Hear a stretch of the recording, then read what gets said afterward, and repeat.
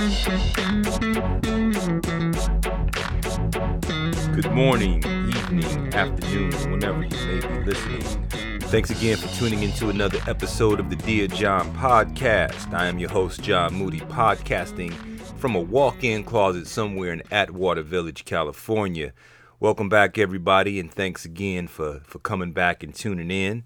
It's been an interesting week for me. Went back. I do on the weekends. Some Saturdays I work for the personnel department, City of Los Angeles, and this is actually sometimes my only interaction with people because again I'm single. I live alone, and my day gig I work alone. I do this podcast alone. So this is like my interaction with people, and it seems like being single for as long as I have, and I don't really see my friends as much as I used to, my social skills are starting to erode. And my coworkers let me know what happened was, I'm pretty much supervised the other proctors, and there were some other supervisors standing outside taking a break, and I left something in my car. I needed to go get a charge or whatever from my car, and had my coffee. So, I'm walking out, finishing up my coffee.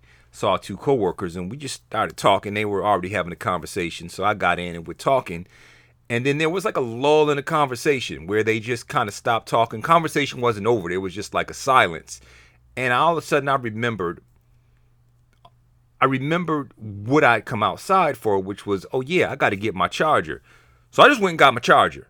I just left, got my charger. And when I came back, one of my coworkers was like, yo, man, what the hell was that? And I was like, what? He's like, man, we were talking and then you just left. And I was like, wait, what? He's like, you just walked away. You didn't say shit. We were talking, we were having a conversation, and you just left. And I said, but no, there was like a silence in the conversation. He goes, yeah, we just stopped talking for a few seconds, but you didn't say, excuse me, I'll be back, or nothing. He said, I thought you were actually going to the trash can. Cause I'm like, oh, he's going to go throw his coffee away. He just walked past the trash can. And all I can remember is like, oh, I didn't come out here to talk. I came out here to go get my charger. And for whatever reason, that was pressing at the moment. And, almost like, when a cat is just sitting there chilling in one room and then he decides that he automatically instantly has to be in another room. That's like what I kind of did. So, yeah, I was just like, man, that's my social skills because I don't interact with people on a day-to-day basis. Like I said, I live alone. I don't date frequently. I don't. So, and I work by myself. So, yeah, my social skills are starting to erode. So, I don't know. I may need to start calling people to hang out and doing stuff because I don't want to become that weird dude that's afraid of people and everything. But I just thought about that. I mean, I even do this podcast alone. Yeah, I do everything alone. Well, not everything. But anyway, welcome back. I got some emails here, got some questions. And again, if you're just tuning in, this is the Dear John podcast where I answer your dating and relationship advice. Your dating and relationship questions. And you're getting advice from a lifelong bachelor and possible commitment phobe. So why not give you dating and relationship advice? Figure, the worst you can do is maybe do the opposite advice of what I tell you to do. And then maybe that'll work since my ass has been single all this time. Anyway, let's get into the emails. All right. And again, if you have a question about dating and relationships, you can send an email to dearjohnpodcast@gmail.com. That's dearjohnpodcast@gmail.com. All right. Let's get to the first email. Dear John, I have a woman coming by for the first time after a couple weeks of dating. What kind of drinks and what kind of music should I play to get her in the mood?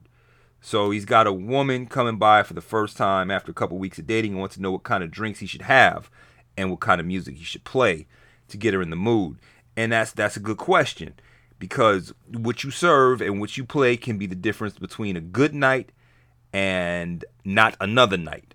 Okay, let's start with the drink. You should kind of have to know the type of woman you're dealing with.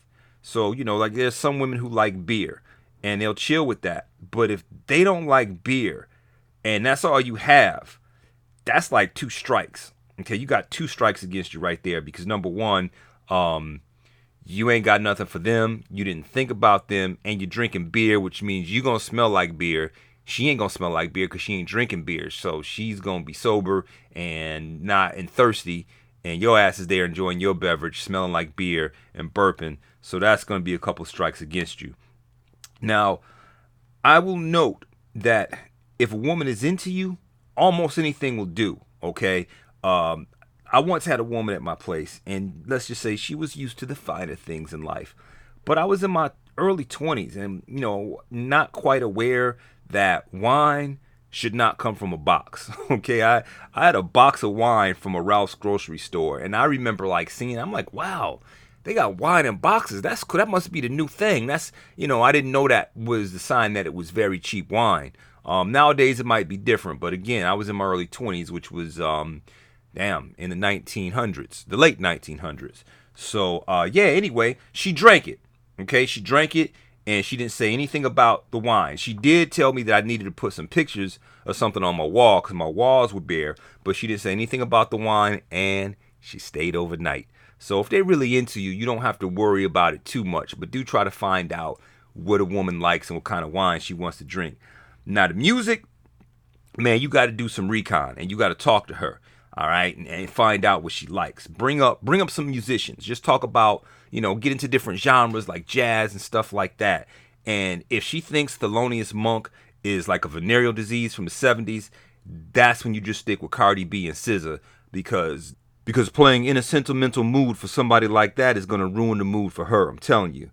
Look, as a general rule, there are 3 artists you have to stay away from when you're trying to set a mood with a woman.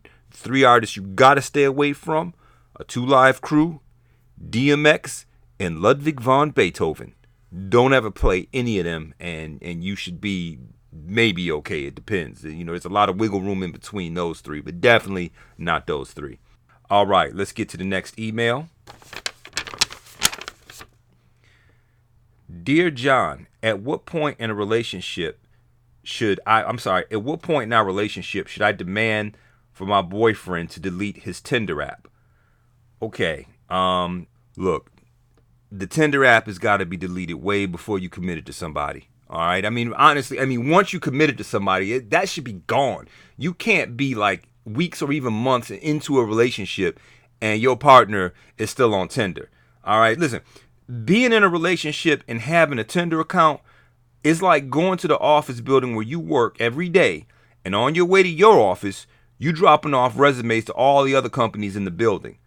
It's like going to a restaurant, ordering your meal, and then you tell the waitress, hey, well, you know what? Leave the menu on the table. It's like sitting down to binge watch Insecure, and you looking at the channel guide all the time that the Insecure is on. It's like when you finally buy a car, but you still looking at bus schedules and checking each month to see how much Metro cards are. It's kind of like having 5 people living in a 1-bedroom apartment and then going on Craigslist looking for roommates. It's like having your left arm and your left leg amputated and you going out bicycle shopping.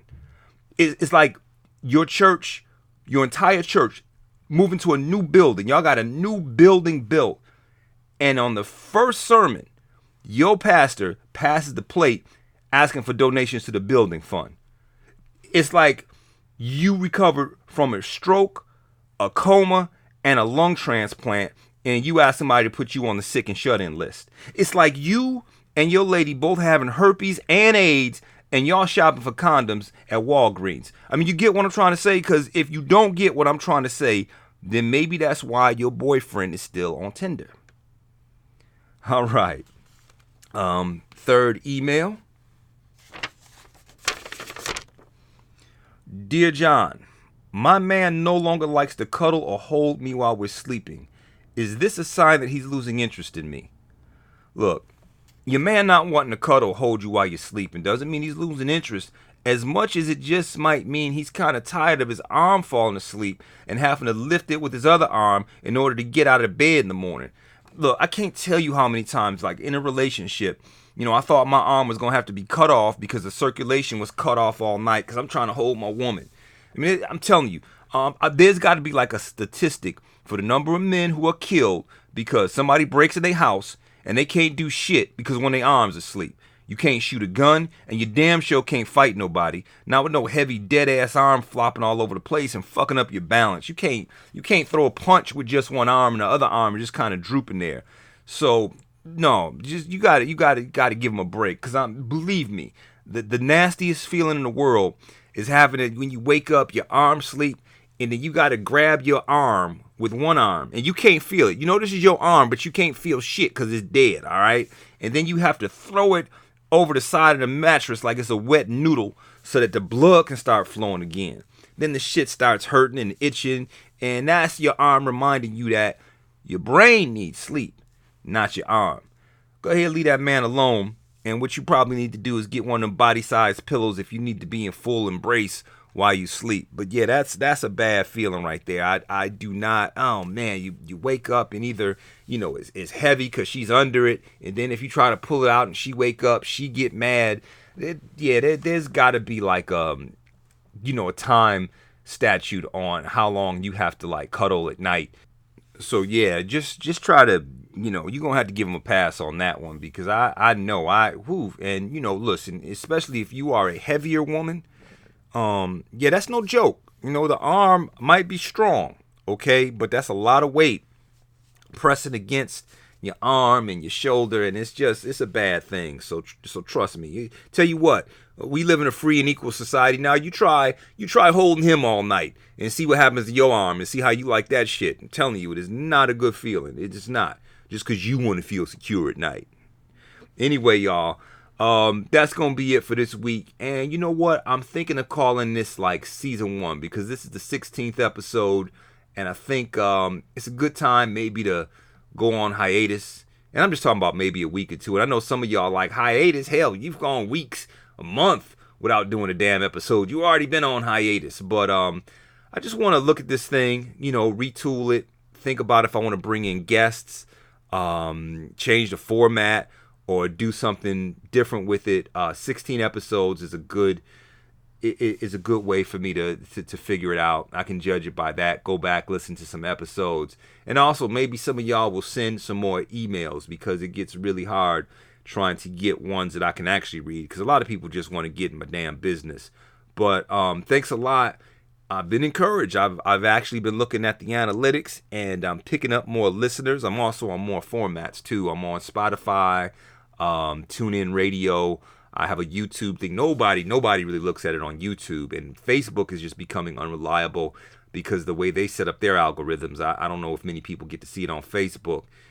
Twitter does pretty good at distributing it, and it's also on my blog, Mind of Moody, so you can catch stuff there. And I'm actually going to start doing more things. And also, once a week, you will be able to catch me on Brandon Boland's The Under. We're going to be doing Mind of Moody. So what I'm going to be doing is retelling some of the stories I did in the blog. Because again, everybody doesn't read the blog because a lot of people don't read. So that's it. Y'all have a good week. If I don't do one next week, I will do one the week after that. Like I said, just kind of take a break, look at this thing, decide what it is I want to do with it. And hey, thanks again. If you've listened to all 16 episodes, that is great. I really, really, really appreciate your support. If you haven't listened to all 16 episodes, please try to find some time to do that. They generally run anywhere from 12 to 20 minutes. I like to kind of keep it short just so that, I'm not tying up an hour of somebody's time. Not that I don't think I'm worth an hour of your time, but I think it's, it might be a cooler thing in smaller bits. Anyway, so yeah, send your letters to dearjohnpodcast@gmail.com. You can tell me what you like about the podcast. Tell me what you don't like about the podcast. If you got any suggestions, if you like to hear other people. And again, you can catch me on Twitter at John B. Moody and on Instagram, JBMoody716. And of course, y'all know I'm on the Book of Faces. So that's it. Thanks again for tuning in, and I will catch y'all on the next junction. Peace.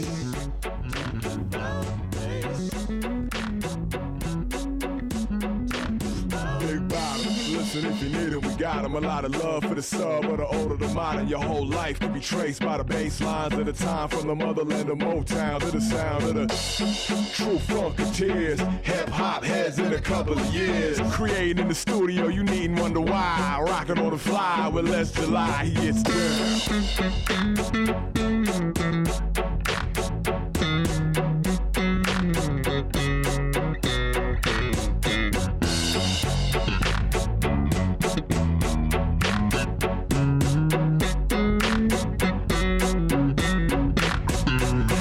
Understand what my man just said. Crazy how the bottom always sticks in your head. Sticks in your head. And it's kinda hypnotic. Like a chick that got it and gets spotted. Yeah, it's real exotic and we on it in a double. Focus on the reverb of the bubble.